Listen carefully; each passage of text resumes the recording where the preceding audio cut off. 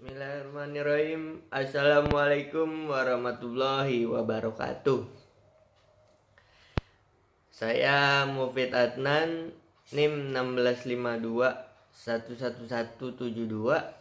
dari MBS kelas 4A.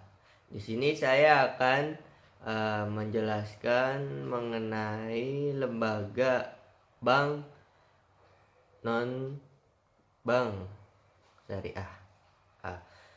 Yang pertama adalah bank syariah adalah bank yang dalam aktivitasnya baik penghimpunan dana maupun dalam rangka penyaluran dananya itu memberikan dan mengenakan imbalan atau dasar prinsip syariah, yaitu jual beli dan bagi hasil. Jadi semuanya itu lebih kepada prinsip-prinsip syariah seperti itu. Kemudian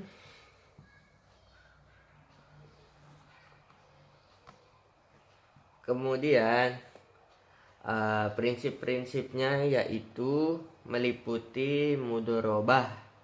Oke, mudharabah di sini adalah perjanjian antara penyedia modal dengan pengusaha.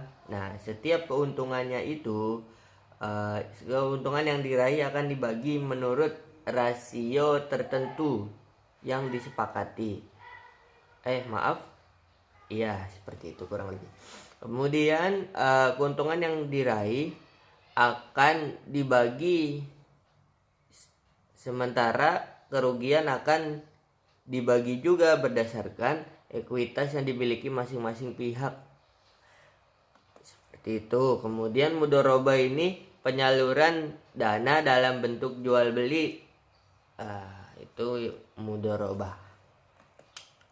Kemudian wadiah adalah jasa penitipan dana di mana prinsip dapat mengambil dana tersebut dan sewaktu-waktu dengan sistem wadiah. Bank dapat berkewajiban namun diperbolehkan untuk mengambil dana yang disimpan di bank dalam kurun waktu tertentu, seperti itu. Lanjut, bank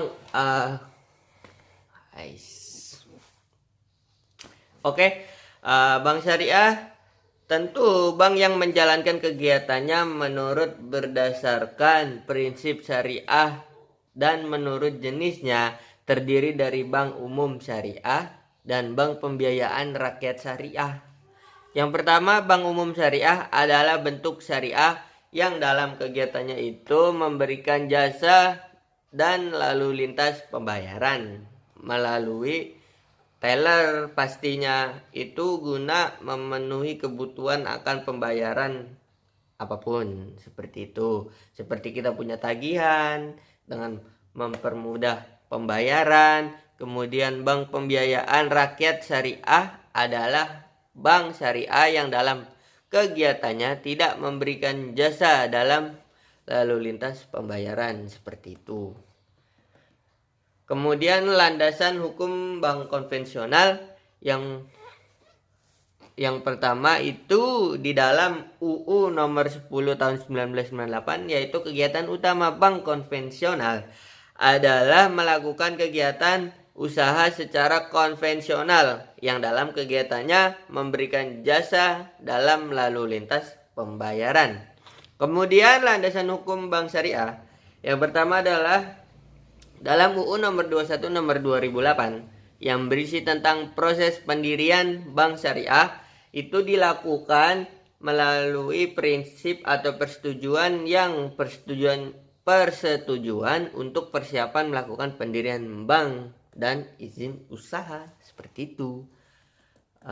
Kemudian di sini ada penghimpunan dana, yang mana penghimpunan dana ini berasal dari masyarakat dalam bentuk simpanan, giro, tabungan, dan deposito yang digunakan dengan cara-cara tertentu sehingga lebih efisien dan dapat disesuaikan dengan rencana penggunaan dana tersebut, seperti itu. Yang pertama adalah giro, di mana prinsip syariah giro diatur dalam UU nomor 1 DSN strip MUI garis miring 4 garis miring 2002 tentang giro. Yang mana giro adalah simpanan berdasarkan wadiah atau akad lain yang tidak bertentangan dengan prinsip syariah yang penarikannya dapat dilakukan setiap saat dengan menggunakan cek bilet giro atau sarana pembayaran lainnya atau pemindahan bukuan. Jadi dalam giro ini sifatnya adalah bebas, di mana si penyimpan itu ketika menyimpankan dananya itu sewaktu-waktu dapat diambil lagi kepada pemilik nasabah, seperti itu. Tidak ada batas dalam pengambilannya, seperti itu. Kemudian di sini ada tabungan, yang mana tabungan di sini adalah simpanan yang penarikannya hanya dapat dilakukan dengan syarat tertentu yang disepakati. Cara penarikan rekening tabungan yang paling banyak digunakan saat ini adalah dengan buku tabungan cash atau card, yang dimaksudkan adalah kartu ATM dan kartu debit.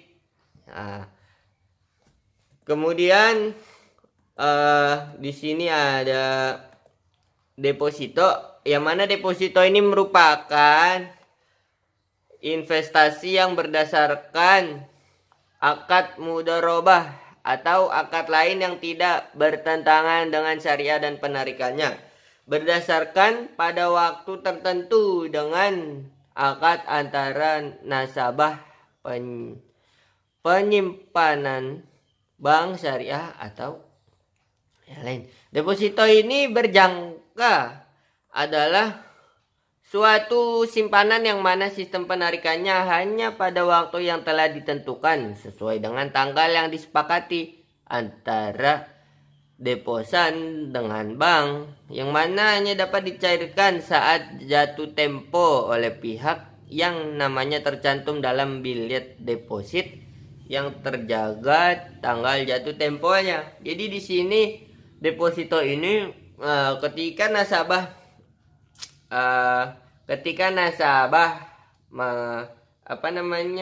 mengisi deposito, di sini uang itu tidak dapat sewaktu-waktu kita ambil gitu.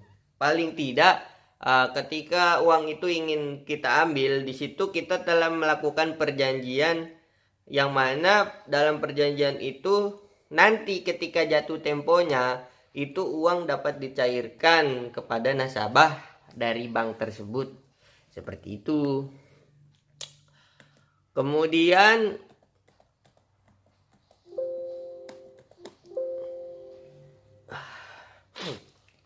deposito ini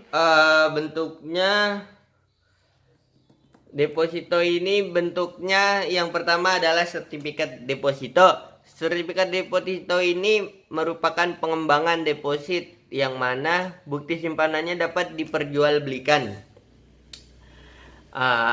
Hal tersebut mudah dalam kegiatan jual beli, maka dilakukan penarikan atas unjuk pada saat jatuh tempo sesuai yang pemegang bukti simpanan tersebut. Jadi bagi si pemegang deposit ini, mereka mempunyai sertifikat, dan yang mana ketika si pemilik sertifikat itu memiliki sertifikat deposito, mereka dapat menukarkan atau mendapatkan sebagai tanda bukti ketika kita ingin mengambil uang kita yang telah kita deposit sebelumnya, seperti itu. Kemudian deposit on call. Deposit ini merupakan simpanan yang penarikannya hanya dapat dilakukan setelah adanya pemberitahuan terlebih dahulu dalam jangka tertentu secara antara nasabah dengan bank. Semakin besar jumlah dana yang akan ditarik, maka semakin lama juga jangka waktu yang diperlukan, seperti itu. Nah, jadi ketika nasabah ingin mengambil uang di depositonya, Itu tergantung, maksudnya jangka waktunya itu pencairannya tergantung dari berapa yang dia ambil, seperti itu. Misalkan nasabah ingin mengambil uang sebesar 1 miliar. Nah, di situ akan ditentukan lama atau kapan kurun waktu uang tersebut dapat dicairkan, seperti itu. Lain hal ketika si pemilik deposito ingin mencairkan uangnya dalam jumlah tertentu, dalam jumlah yang kecil, seperti ingin mengambil dana dari deposito yang berjumlah 50.000 atau 100.000, mungkin itu akan lebih cepat dalam proses pengambilan uang atau pencairan dana tersebut, seperti itu ya. Kurang lebihnya mohon maaf. Terima kasih bagi yang telah melihat. Kurang lebihnya mohon maaf. Aqulu qauli hada, syukran, billahi taufiq wal hidayah, wallahul muwaffiq ila aqwamit thoriq. Assalamualaikum warahmatullahi wabarakatuh.